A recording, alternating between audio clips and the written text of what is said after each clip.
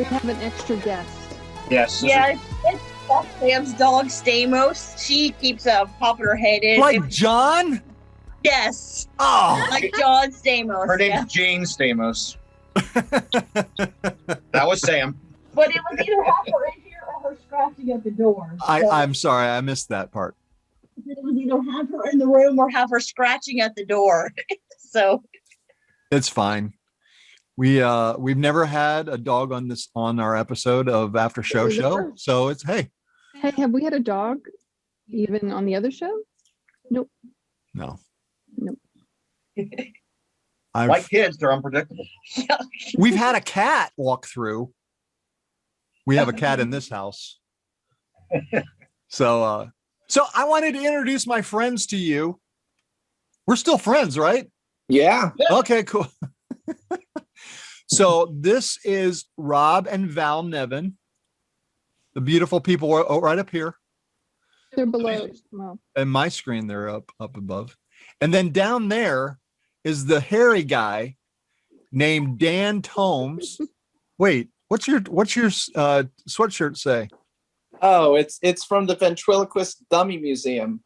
Oh, It's called Vent Haven. oh man, you're still collecting stuff, aren't you? Oh, very much so. Oh, I love it. So we all worked together at Vineyard Westside when I first started showing up. I think we were in the theater. Yep. We were in this dark, dingy, mice infested floor.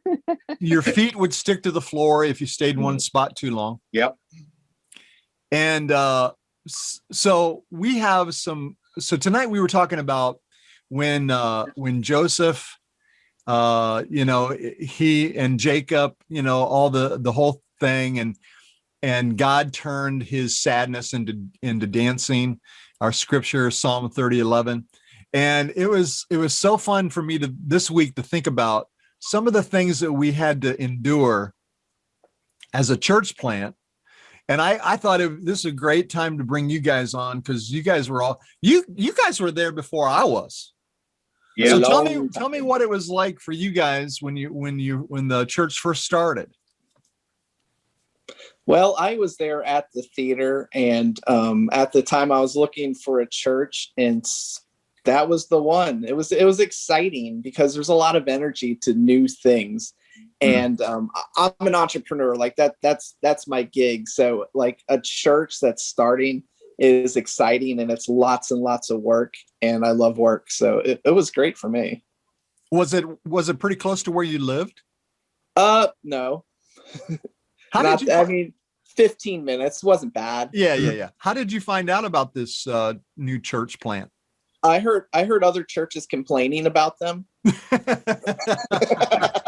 That's for me. Oh, and Rob. So you heard about this church and you showed up. So when did you start helping with the kids? Almost immediately. I was there maybe a few weeks, and I was going to take a break for a while, but then I didn't. Did they find out you worked with kids previously? Somehow. I don't think I told them. They must have asked around because I was in there pretty quick. They're like, who is this guy? What has he done before? And they were like, oh, he's worked with kids. They're like, oh, that's all we need to know. It was enough. Robin Val, when did you guys show up? So we started there just a couple weeks after they launched. Our plan was to go because we knew the Urmstons and we knew the Greens, and our plan was to go, oh, this is great. You guys are just this is a great church. This is so much fun. Great job. And then go back to our old church, and it didn't happen that way. We went the next week, and I just felt like Tim was just preaching right to us. And then Mark was like, hey, you're here, and pulled us into the children's ministry. At like, I think our third week we were doing children's ministry. So, yeah. Man, I tell you what, it was fun. So did you guys start at the theater, or did you start somewhere else first? We started with them at the theater after they had launched. Yeah. Okay.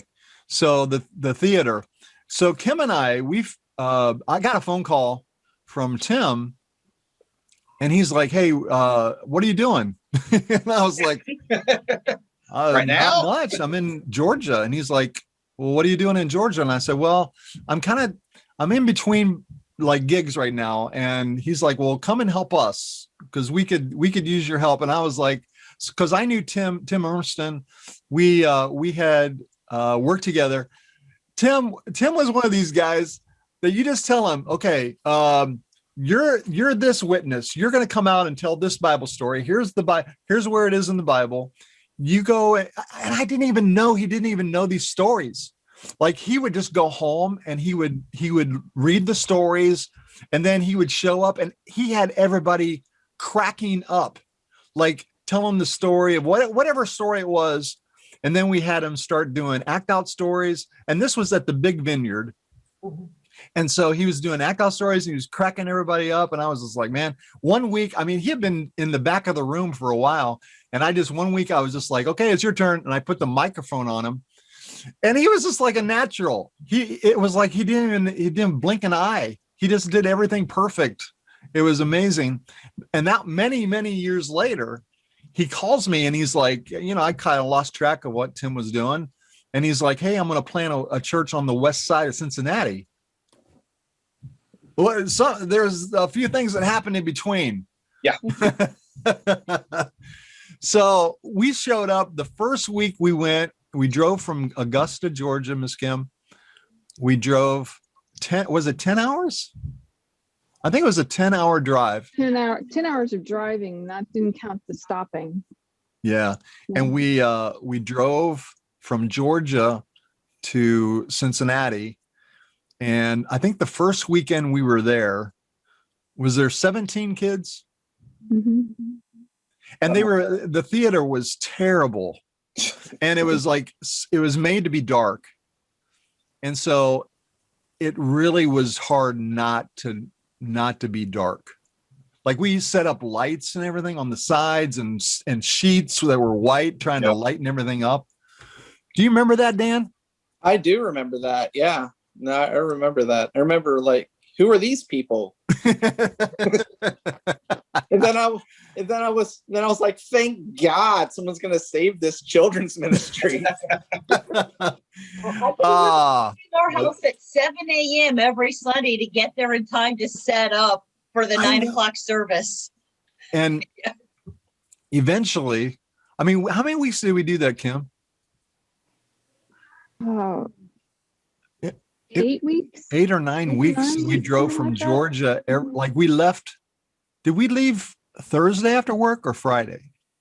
Friday. It was Friday after work. So after work, after Kim got off work, we drove 10 hours. To my parents. Your parents. And then we stayed with them. And then Saturday we went up. And I think, did we stay with Tim and Jen? So we stayed with them a few times. And then eventually we just moved. And what an amazing transformation. So what are some of the things that filled you with joy as you were just getting started, Dan? The energy of the kids always really feeds me. Seeing the kids make the connections, watching the kids not be bored out of their minds. Yeah. When a kid comes because they want to come, like that is just amazing. And that's what I always wanted, kids who wanted to be there. I mean, you're going to have kids who have to be there, but, make them want to be there too. So, yeah. That's great. That's great. Rob and Val, what do you think? I would agree that the kids wanting to be there. I remember one Saturday night, we had a 5-year-old and we're waiting for the mom to come pick him up, and we're waiting and waiting and waiting. We're like, where is mom? And he goes, well, mommy didn't come with me. I just walked by myself. My daddy was asleep and I left the house and came to church by myself. And, and we were like, okay, that's a kid that wants to be here. That was it. That was once they got the church building. Yes. Yeah. The church was in a neighborhood, and the church that had been there had left and built a big building outside of town somewhere. And I remember asking so why are you guys leaving? This is a great, great location. It's like, and they're like, well, we're tired of the location. They're tired of the people. It was a brand, because when we got that building, we were so excited to have a building that we didn't care. We didn't care who was coming. We just knew that we were out of that theater. I was glad that we didn't have to set up the nursery every week. We have to lay down those mats and everything had to be scrubbed down. And yeah, that was a lot of work. So I don't know if you guys remember this or not, but our nephew, Kim's nephew, Adam, moved to live with us for a while.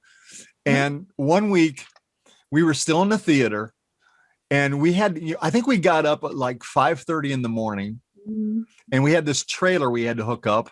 Yes. And we had this trailer. It was completely full of stuff. And we were halfway, Jameson, Adam and I were driving and Adam says, hey, can I stop and get like a Monster drink? And I'm like, yeah, sure. And so I looked over and he had a bag and it didn't look like just one Monster drink. He had 2 Monster drinks in there.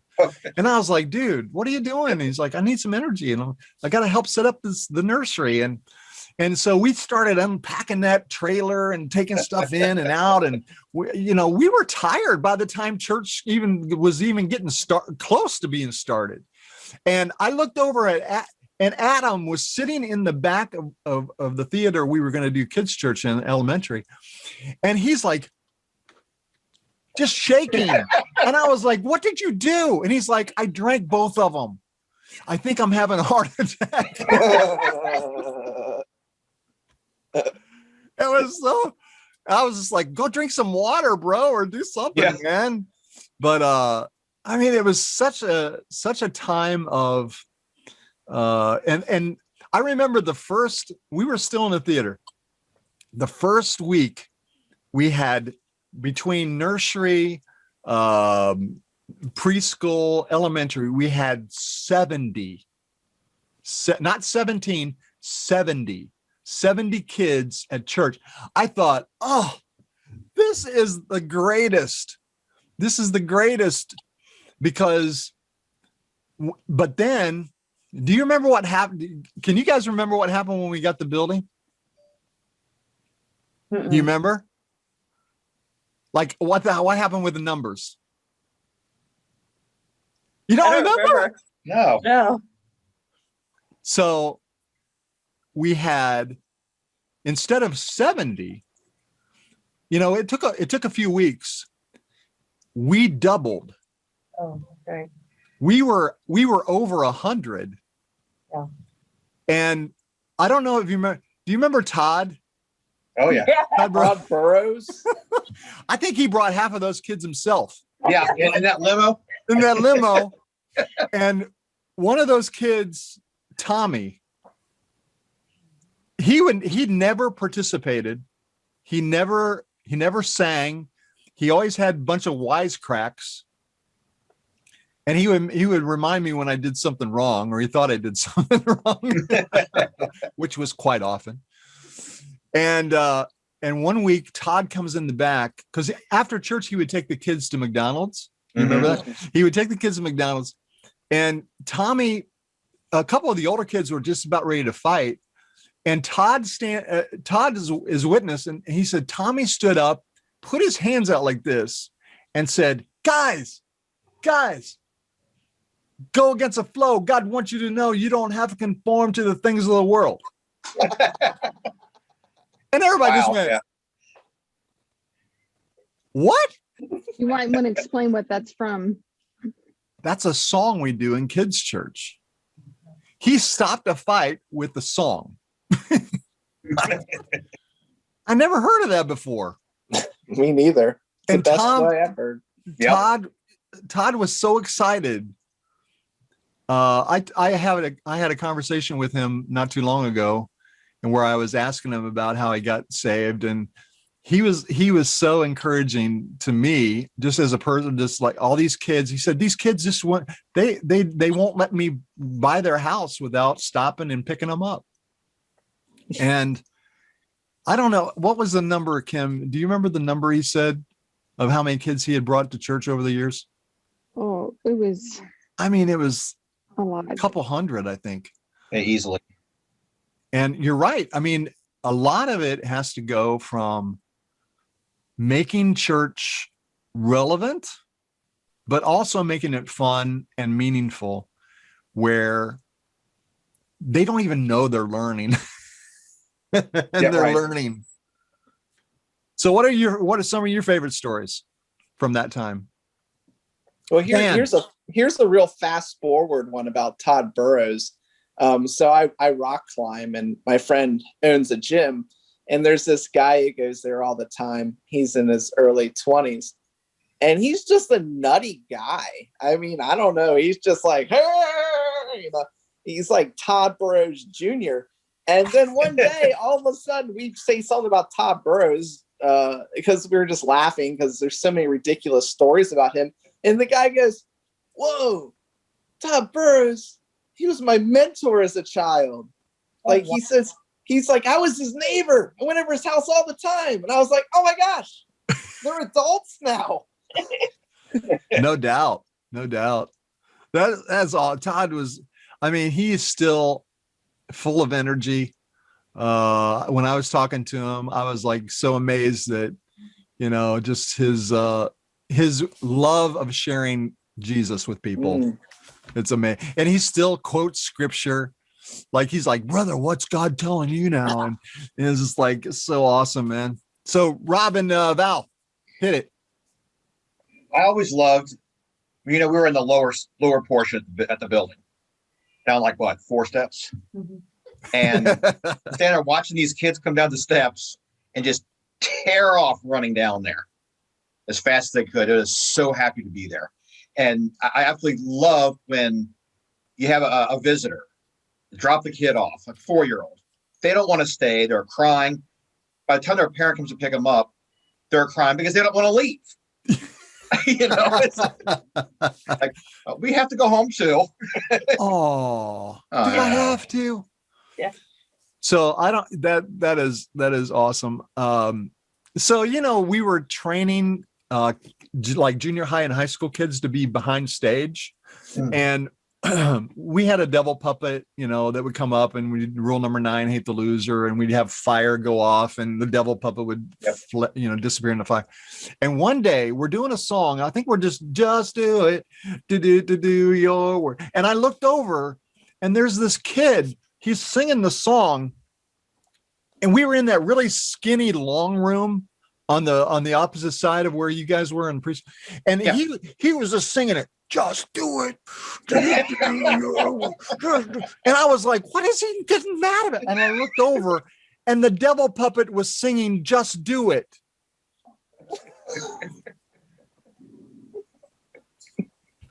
I was like, after church, man, I was like, dude, you can't have the devil puppet. Oh.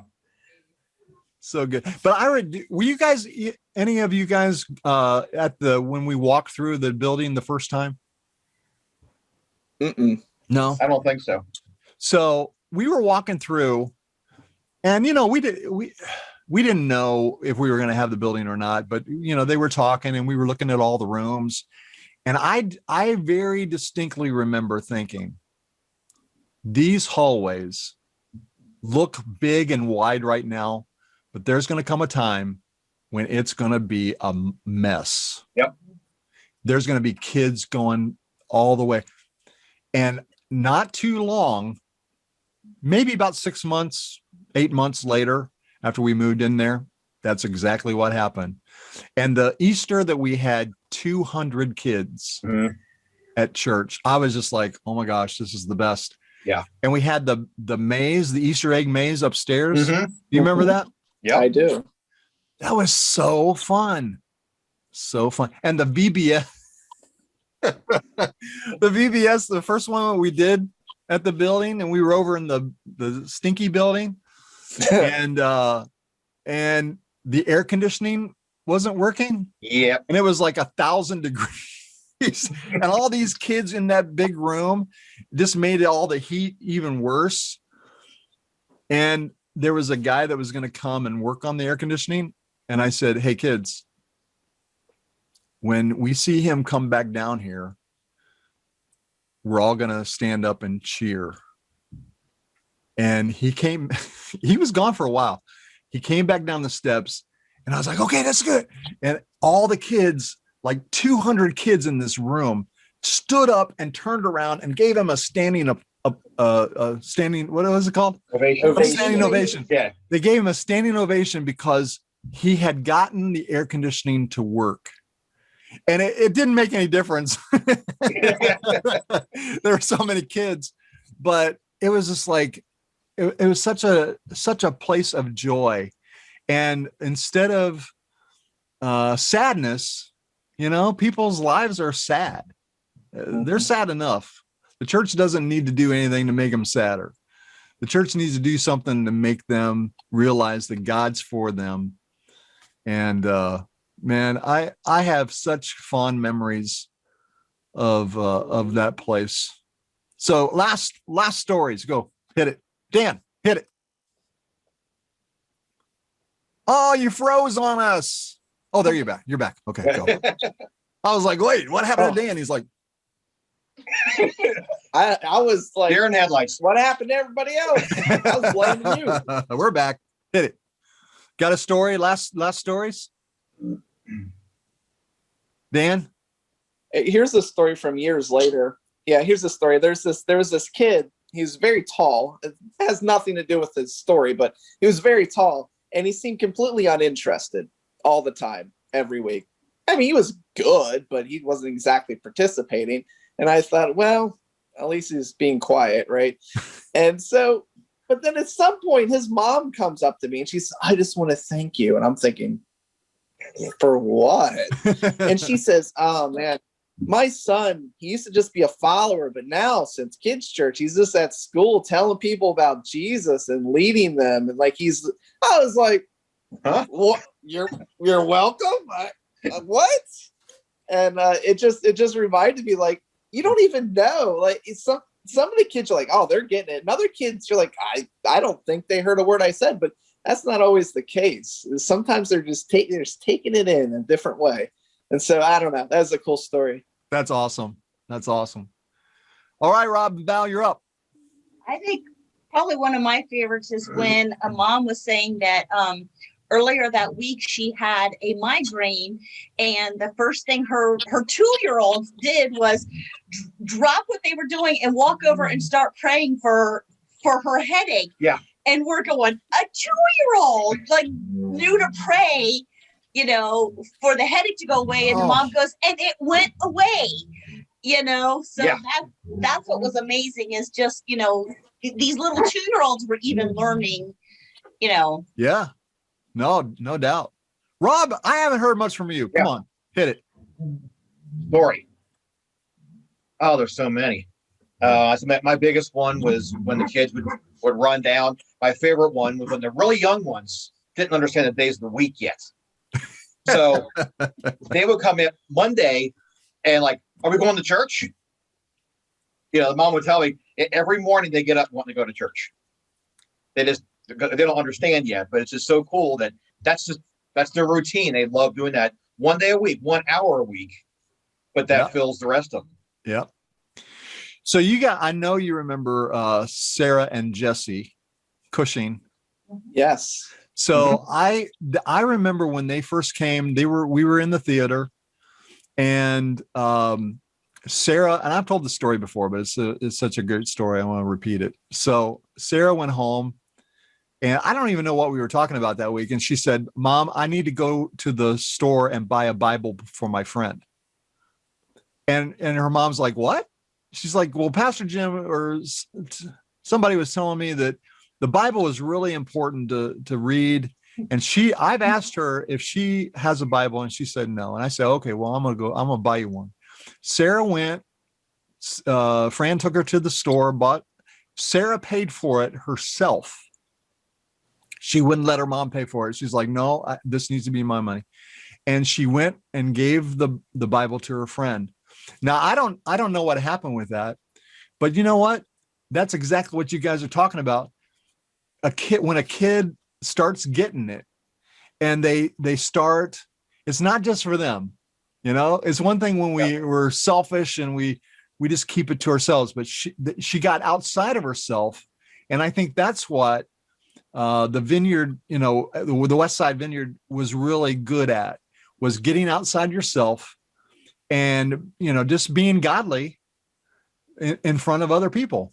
And hey, Kim, I haven't heard from you. So tell me a story from the Vineyard West Side when you were filled with joy.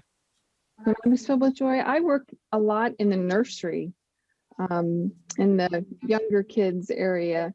But I always liked when they would check in. That was always fun to greet people, and they'd be in a hurry to get their name tags on and run down the hallway to their rooms. But I enjoyed just being with the little ones. They were just so much fun, and it always brought such joy to sing songs with them and tell them about Jesus and color and play. And, I wanted them to feel like they were important too, and to have a good time and want to come back as well. So last story, I told this before we went on, but we were setting up. So we had to get there so early. And there was a guy, Jeremy, who was cutting through our children where we were setting up elementary. And he was just cutting through because he was helping the setup crew.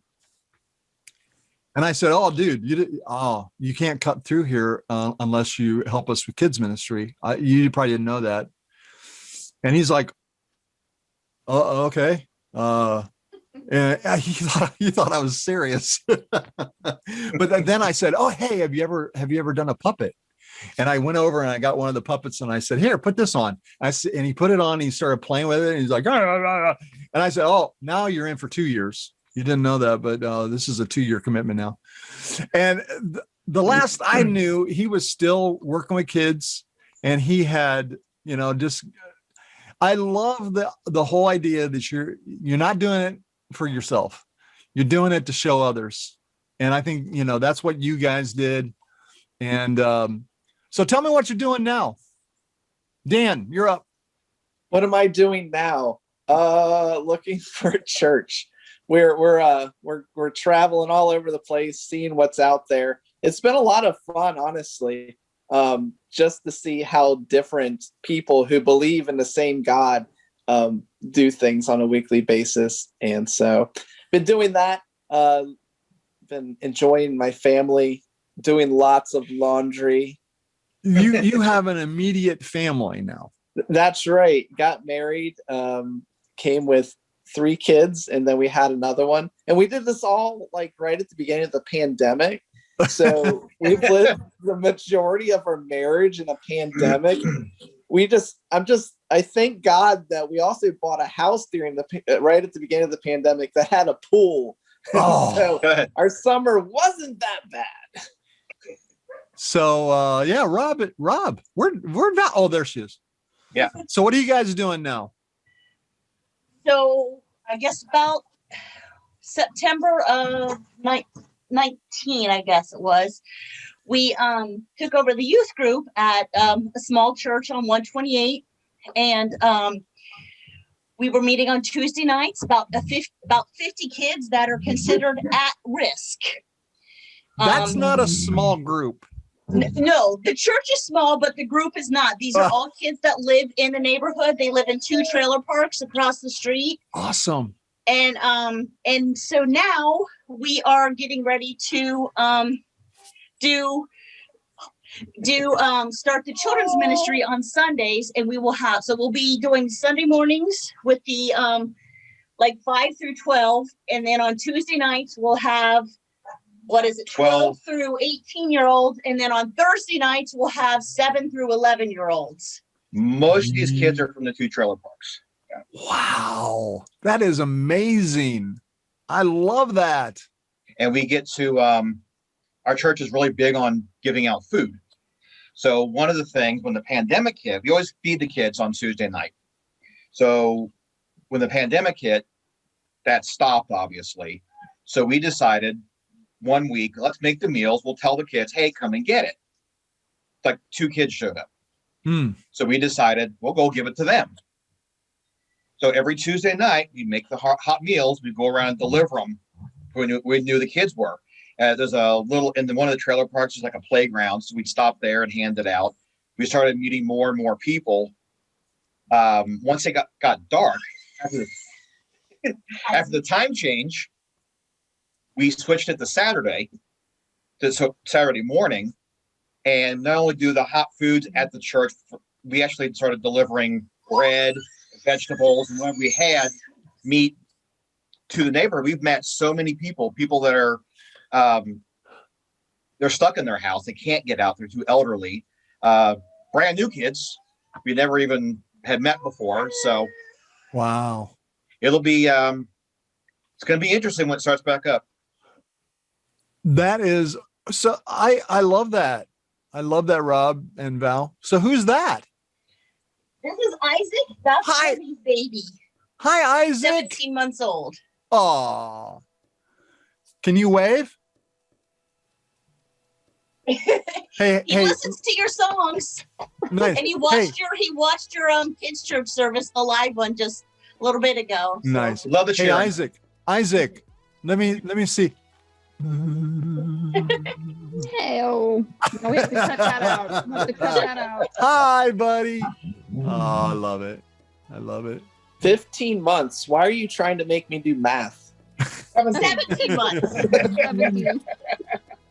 It's worse. Yeah. Almost guys, one man. and a half. Is that better? There we go. I am so proud of you guys. Yeah.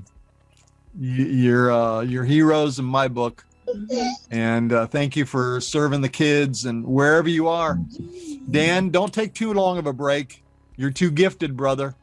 Thank you. No, we're looking for a church that reaches the community that it's in. That's really the primary thing we're looking for. And Yes. I'm not out forever. That's for sure. Good. I love it. Good. Well, thanks for joining us. This was a blast to reconnect with you guys. And It was. I'm going to stop recording now. But don't go away. I had one guy, I was interviewing one guy and I said, okay, well, thanks for joining me. And I hit, and it was like, bam, he was gone. Damn, he's gone. It was like, wait, I got to call you back. Thanks for helping.